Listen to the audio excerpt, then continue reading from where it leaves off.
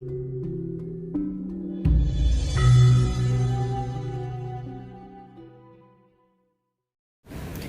merakyatnya beliau gitu. Tapi apa yang terjadi? Ya seperti yang kita lihat sekarang gitu. Apakah itu gara-gara konspirasi atau gara-gara kekuasaan membutakan mata Pak Jokowi, itu urusan yang lain. Maksud saya adalah, kan kita membuka kemungkinan hal yang sama juga terjadi pada Pak KDM. Jadi dukungan kita kepada Pak Deddy Mulyadi itu semestinya adalah dukungan yang lebih rasional. Bahwa beliau bagaimanapun adalah manusia yang akan rusak juga kalau terus-terusan mendapatkan pembelaan, sanjungan, pujian yang tidak berakhir gitu. Beliau tuh manusia, jadi please jangan fanatik pada manusia. Itu pesan yang ingin saya sampaikan. Jangan fanatik kepada manusia gitu ya. Iya. Meskipun terkesan memang KDM itu berjuang sendirian, Pak Guru. Betul. Beliau itu berjuang sendirian. Bahkan orang-orang yang fanatik pada beliau juga sebenarnya tidak mendukung gagasan beliau. Misalkan Pak KDM itu habis-habisan memerangi sampah. Ya, pendukung fanatiknya itu masih buang sampah sembarangan. Dan aja gitu. Dengan seperti itu, Pak KDM itu habis-habisan urusan pendidikan. Dan pendukung-pendukungnya masih banyak yang ngegamplangin anaknya gara-gara anaknya salah gitu. Mendidik dengan cara yang salah, itu banyak yang seperti itu gitu. Jadi, kalau misalkan balik ke pertanyaan awal, apakah ini ekspresi dari kerinduan masyarakat terhadap pemimpin yang merakyat? Iya, tentu saja. Jadi kita tuh gampang sekali untuk kagum karena kita menginginkan untuk kagum tapi nggak dapat terus gitu. Dulu misalkan ada seniman di Indonesia, senimannya merakyat sekali, Alif Bata. Iya, pemain gitar. Ya, tahu. Itu bukan hanya pemain gitar yang handal, tapi dia merakyat. Dan coba misalkan di kolom komentar hujat dia, wah langsung diserangnya tuh luar biasa, mati-matian. Kenapa? Sedangkan yang nontonnya kadang-kadang main gitar juga nggak ngerti. Iya. Nah artinya apa? Artinya mereka itu sebenarnya rindu, kangen sama orang yang merakyat tapi memiliki prestasi besar. Sedangkan kita justru malah dipenuhi oleh pemimpin-pemimpin yang arogan, yang naik mobil aja harus dikawal, yang pakai sirene segala rupa, padahal cuma datang kondangan gitu. Jadi kita merindukan. Nah ini yang saya bingungkan dari pemimpin-pemimpin Indonesia. Kalau pemimpin Indonesia tahu bahwa pasar di Indonesia adalah pemimpin yang merakyat, kenapa mereka tidak berkampanye dengan cara seperti itu? Pada akhirnya saya tahu jawabannya. Karena mereka tidak bisa seperti itu. Karena mereka memang arogan. Karena mereka memang tidak memiliki kapasitas untuk memimpin dengan kepemimpinan yang merakyat. Hanya beberapa gelintir orang, diantaranya adalah Pak KDM. Makanya ketika beliau muncul, merakyat itu gak bisa dipura-purai gitu. Coba bayangkan kalau misalkan biasa kita naik Alphard dan semuanya harus dimudahkan, kemudian kita harus nyemplung ke sungai, itu bukan sekedar kesulitan untuk melakukan pencitraan, itu berarti mengubah gaya hidup kita. Dan pemimpin-pemimpin gak ada yang berani untuk melakukan itu karena memang gak bisa gitu. Ada yang bagi-bagi kaos tapi kan akhirnya marah-marah. Ada yang kayak gitu, mencoba pura-pura merakyat tapi kan gagal. Tapi ketika kemudian semua sorot kamera itu ditujukan ke KDM, kalau kemudian kita bisa berpikir secara kritis gitu ya, kita tahu bahwa salah satu fungsi utama intelijen itu kan ya untuk meng-create seorang sebagai calon pemimpin masa depan gitu, dan KDM itu adalah kader Gerindra gitu.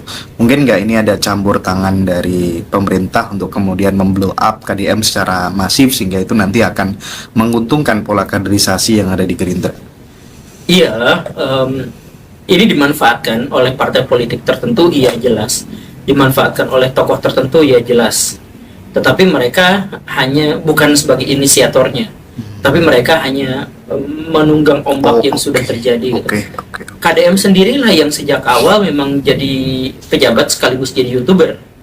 Sejak awal, sebelum jadi gubernur juga masih kan di Purwakarta ya. Iya, sudah konten seperti itu. Jadi itu sudah diketahui. Nah, ketika booming, blow up, itu juga adalah gara-gara beliau, gara-gara kontennya, timnya, kameramennya, segala rupanya. Nah, ketika itu sudah menjadi besar, sudah menjadi dikenal, kemudian menjadi fenomenal, ya akhirnya banyak orang yang pengen ikut mencicipi dan ingin menaiki gelombang besar itu, dan pada akhirnya mulai diwacanakanlah ini penggantinya Prabowo kelak, atau misalkan wakil presidennya kelak, atau apa kelak. Jadi ketika seorang pejabat yang baik itu di Indonesia pasti berpikir soal amanah yang diembannya. Tapi yang jadi masalah adalah di waktu yang bersamaan pejabat itu juga adalah politikus. Sehingga ketika di satu sisi kita anggap Pak KDM itu sekarang sedang berusaha untuk menangani masalah-masalahnya, ada banyak sisipan-sisipan, titipan-titipan, kepentingan-kepentingan politik, saya nebeng di sini, karena untuk kepentingan nanti tahun 2000 sekian, kepentingan tahun 2030 sekian dan sebagainya, itu mulai masuk ke sini. Termasuk juga misalkan partai lain gitu yang mencoba untuk bikin semacam tabungan oposisi gitu. Tabungan oposisi. Iya, jadi dia mulai catat nih kesalahan-kesalahan. Itu sekarang Pak Kadem itu disorot kan. Ini siap ada masalah, nah dicatat, catat. Nanti kalau misalkan ada satu waktu nanti di blow up di masa yang akan datang. Sama seperti Pak Ridwan Kamil dulu. Pak Ridwan Kamil ketika ada misalkan masalah berhubungan dengan LGBT, beliau diwawancara, kemudian beliau bilang ya saya secara pribadi tidak ada masalah dengan itu gitu. Dan pada waktu diwawancara itu senyap biasa aja, nggak ada apa-apa. Tapi kata-kata itu ditabung, disimpan. Tabungan oposisi tadi tabungan ya. Oposisi. Pas Oke. bagian nyalon ke Jakarta di blow up video itu, wawancara itu, lihat Pro LGBT. Lah, kenapa dulu gak seru, gak rame, sekarang ada? Ya itulah politikus. Jadi Pak KDM sekarang itu lagi ditabung nih. Ini kemarin itu lagi ribut sama seorang perempuan yang korban gusuran. Sekarang kan tenggelam sama euforia orang yang mendukungnya. Tapi itu sama oposisi tuh dicatat, disimpan tuh videonya tuh gitu ya. Nanti belakangan ketika ini lihat bagaimana cara seorang gubernur berusia sekian mempersekusi anak di depan publik. Ya bisa aja yang seperti itu gitu. Jadi sebagai seorang pejabat yang amanah, kita harus mendukungnya. Tetapi kita juga harus mengingat bahwa di Indonesia selain jabatan publik, orang-orang yang menjabat itu biasanya juga adalah politikus. Dan politikus itu akan berbenturan, akan berhadapan dengan lawan-lawan yang selama ini terus-terusan mencari kelemahan dan kesalahannya. Kalau misalkan akhirnya nanti Pak KDM itu anggaplah pro dengan kepentingan mereka, ya ditutup rapat-rapat, gak akan diungkap sama sekali. Tetapi ketika nanti berseberangan, ya udah diangkat. Semua pejabat kita seperti itu. Inilah karena kenapa banyak teman-teman di Ngaji Roso tuh minta Guru Gembul tuh harus jadi narasumber tiap bulan di Ngaji Roso gitu ya, karena memang analisisnya keren gitu ya, smart gitu. Pak Guru, balik lagi ke KDM, kan pernah dikonfrontir dengan ormas kan, ya kan, ada konfrontasi kan dengan GRIP dan lain sebagainya gitu. Dan sekarang kan banyak orang marah gara-gara ormas ini gitu. Pertanyaan saya yang pertama gini, siapa sih sebenarnya dalang di belakang ormas ini gitu? Ada motif apa sampai kemudian dia palaki pengusaha-pengusaha itu gitu? Kalau nggak ada yang desain, nggak mungkin deh kayaknya. Gimana Pak Guru? Oke, kita mulai dari hal yang sederhana dulu. Ketika ada desainer besar di Indonesia, dia tuh mesti tinggal di Indonesia. Dan karakteristik dari orang yang tinggal di Indonesia itu adalah orang yang pemalas. Dia tidak mau mendesain sesuatu dari awal. Oke. Dia pengen bikin desain yang memang sudah ada. Jadi kalau misalkan kita jadi klub bola, kita nggak mau mendidik seorang pemain dari awal. Dia maunya setelah ada pemain besar, dia langsung jadikan itu sebagai pemainnya. Kurang lebihnya seperti itu. Nah, termasuk desain ormas. Kita mulai dasar dari ormas itu apa? Ormas di Indonesia yang sangat terkenal banyak. Yang bahkan kemerdekaan Indonesia juga dipelopori oleh ormas. Budi Utomo itu ormas. Ya, kemudian apa lagi ya? Muhammadiyah ya tentu saja itu adalah ormas gitu. Itu ormas semuanya. Itu sebenarnya baik. Kemudian ketika pemerintah gagal untuk mensejahterakan rakyatnya, maka rakyat-rakyat yang tidak sejahtera itu akhirnya banyak yang melakukan tindakan-tindakan kekerasan dan tindakan-tindakan main hakim sendiri untuk mendapatkan keuntungan pribadi karena kepepet. Nah, orang-orang itu kita sebut sebagai preman. Kalau preman itu semakin lama semakin besar, kalau dilawan ongkosnya mahal. Bagaimana supaya mereka bermanfaat? Ya, preman-preman itu langsung diakomodasi oleh pemerintah untuk kepentingan pemerintah. Nah, misalkan dalam konteks ini pemuda Pancasila. Pemuda Pancasila itu dulunya segerombolan preman. Lalu kita aman ya bicara seperti ini ya, kita terbuka saja.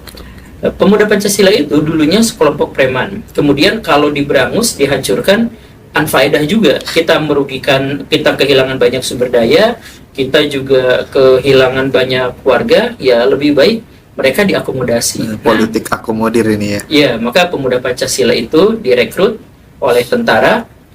Kamu preman, dan gimana kalau preman itu diarahkan pada sesuatu yang positif? Kamu tetap berantem, kamu tetap menyerang orang, tapi yang menjadi musuh negara. Siapa itu? PKI. Akhirnya pemuda Pancasila, para preman itu dididik, dilatih, dibenahi, dilatih berantemnya, dikasih perlindungan hukumnya, tapi juga dikasih jiwa nasionalismenya, diarahkan kehidupannya. Oke, mereka sekarang jadi prajurit-prajurit yang siap berhadapan dengan komunis. Begitu kan, itu cerita pemuda Pancasila. Dalam hal ini pemerintah itu dapat keuntungan yang luar biasa. Kalau pemuda Pancasilanya yang kalah, gak apa-apa. Orang sebelumnya juga mereka preman. Kalau menang, alhamdulillah, kita nggak usah ngorbanin tentara kita. Nah, kan gitu kan? Nah, ketika cara seperti itu ternyata baik, nah maka ya udah, modus seperti itu lanjutkan saja. Jadi ada kelompok pemuda yang nakal-nakal, ajak gabung ke ormas, bikinlah ormas ini, bikin ormas itu, akhirnya jadi banyak. Ketika sudah banyak, si negara tidak lagi mampu untuk mengakomodasi mereka. Ya karena mereka sendiri lahir dan muncul dari kegagalan pemerintah mensejahterakan rakyat. Ya kan, preman muncul dari kegagalan negara dalam mensejahterakan rakyat. Kalau masyarakat sejahtera, ya siapa juga yang mau jadi preman gitu. Ya akhirnya kan ketika pemerintah terus-terusan gagal dalam mensejahterakan rakyat, di saat itulah kemudian preman-preman menjadi semakin banyak, dan preman-preman itu tidak boleh diapa-apakan selain harus diakomodasi demi kepentingan pemerintah. Lalu dibikinlah ormas-ormas. Ketika ormas semakin besar, biaya mereka itu menjadi semakin besar, tidak tertanggung. Jadi akhirnya apa? Pemerintah mempersilahkan makhluk-makhluk itu untuk malak, untuk minta kepada siapapun yang mereka lindungi. Kurang lebihnya seperti itu kan. Nah, ketika itu sudah menjadi fenomena, menjadi semakin besar. Pak Hercules kemarin mempertontonkan jumlah pengikutnya yang katanya sekian juta. Kemudian pemuda Pancasila sebelumnya juga sudah mengabarkan ada sekian juta orang. Wah, mereka itu dipamerkan jumlahnya untuk apa? Kampanye bisa, untuk ngegebukin orang bisa, untuk menggerakkan massa bisa, untuk membubarkan massa juga bisa, untuk kemudian melawan kekuatan asing juga bisa, dan sebagainya. Kalau sudah seperti itu, tinggal apa? Tinggal nunggu siapa yang mau memanfaatkan mereka. Bisakah asing memanfaatkan mereka? Ya bisa. Misalkan mengganggu perusahaan-perusahaan di Indonesia agar mereka hengkang ke Vietnam. Pindah ke Vietnam, bisa. Pindah ke Kamboja, pindah ke negara-negara lain. Iya, bisa kan seperti itu. Artinya mungkinkah ormas itu juga sebenarnya by design-nya itu sebenarnya dibiayai oleh asing, kemudian mereka harus menjarah perusahaan tertentu, bisa, ya bisa aja lah. Ini indikasi yang sangat kuat gitu. Maksud indikasi yang sangat kuat itu adalah pemerintah kemana ya dalam hal ini? Kalau misalkan pemerintahnya ternyata adem-adem, ya ketika saya bikin video tentang ormas, itu saya mempertaruhkan nyawa tuh betulan gitu. Ya segitunya. Tapi kan pada akhirnya Pak KDM tadi katanya dikatakan berkonfrontasi dengan GRIP, dengan pemuda Pancasila. Saya juga sebenarnya sudah janjian dengan Pak Pemuda KDM. Pancasila ya, Pemuda dengan Pancasila, GRIP untuk oke. diskusi bareng. Ya karena tentu saja mereka juga tidak sepenuhnya jadi valiant, tidak sepenuhnya jadi orang jahat di sini. Tapi mereka juga ada latarnya. Nah, ayo kita diskusikan. Saya kan nantang mereka. Saya tuh nantang ke GRIP, nantang ke Pak Hercules. Coba Pak, kalau misalkan Bapak punya kekuatan yang begitu besarnya, kalau misalkan mereka benar-benar memiliki jumlah yang begitu banyaknya, kenapa mereka tidak mensatroni para koruptor misalkan? Koruptor diperasnya kan bisa lebih enak. Iya bener juga ya Pak Guru ya. Ya, kenapa mereka- Dapatnya lebih banyak lagi gitu Dapatnya ya. lebih banyak daripada minta ke pemerintah. Ya, ya, ya. Kan yang dari dana pemerintah juga udah dikorupsi kan. Dan sama nggak akan koruptor. jadi common enemy juga. Iya, nah coba kalau misalkan GRIP, Pemuda Pancasila dan ormas-ormas yang begitu banyaknya itu mendukung rakyat, yang ingin rakyat lihat itu sekarang koruptor dimiskinkan. Yang ingin dilihat rakyat sekarang itu keadilan ditegakkan. Kalau misalkan lembaga-lembaga dari pemerintahan itu juga gagal untuk memperlihatkan itu, mendemonstrasikan itu, kenapa tidak ormas yang mendemonstrasikannya? Wih, keren. Dia datang ke Sukamiskin, gebrak langsung, bawa kamera semuanya misalkan. Kemudian lihat tuh sel-sel megah, sel-sel kaya dari koruptor-koruptor yang luar biasa. Kemudian dari situ cek rumah-rumah di sekitar Sukamiskin itu. Karena rumah-rumah di sekitar Sukamiskin itu adalah rumah-rumah koruptor. Banyak kan yang seperti itu. Coba gerebek, berani gak? Nah ini kalau misalkan ormas-ormas itu mau melakukannya, mereka bukan hanya tidak akan dibubarkan, tapi kalau mereka diganggu sedikit saja, rakyat yang akan membela di belakang mereka semua.